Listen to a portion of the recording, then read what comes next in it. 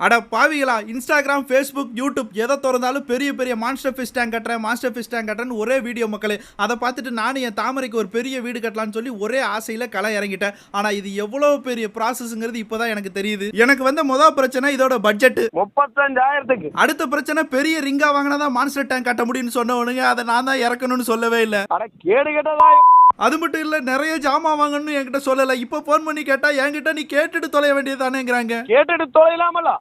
ஆமா கிணத்துக்கடை ஓரன்னு. அதுக்கப்புறம் இந்த வாட்டியாவது மாமாவை கேட்டுட்டு செய்யலாம்னு சொல்லிட்டு மாமாவுக்கு போன போட்டு எதை எங்க வைக்கிறதுன்னு கேட்ட மக்களே. அதுக்கு அதால அசிங்கமா பேசுறான். அது மட்டும் கிடையாது, இதை எதுவுமே தூக்க முடியல மக்களே. தூக்குனா முரட்டு வெயிட்டா இருக்கு.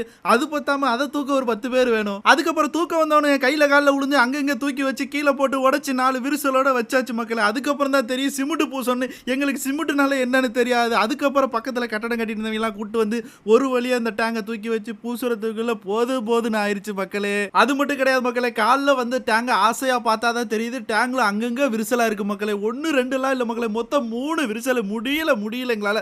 அதுக்கப்புறம் நானும் செல்லு எங்க டேங்குக்குள்ளே இறங்கி பூச ஆரம்பிச்சிட்டோம். இப்படி இருந்த டேங்கை கொஞ்சம் கொஞ்சமா கூட்டி விளக்க மாத்தாலே கூட்டி வலிச்சு அதை காடா மாத்த எவ்வளவு கஷ்டப்பட்டோம் பாருங்க மக்களே. அங்கங்க இருந்த செடியெல்லாம் எடுத்துட்டு வந்து வச்சு எப்படி எங்களோட டேங்கை நாங்க காடா மாத்துறோம்னு பாருங்க. ஒண்ணுமே தெரியாதனால எங்க மான்ஸ்டர் டேங்க் மேக்கிங்ல நாங்க நிறைய தப்பு பண்ணிட்டோம். நீங்க மான்ஸ்டர் டேங்க் கட்ட ஆசைப்பட்டீங்கன்னா கீழே அம்புக்குறி காட்டுற இடத்துல ஃபுல் வீடியோ இருக்கு, மறக்காம பாருங்க.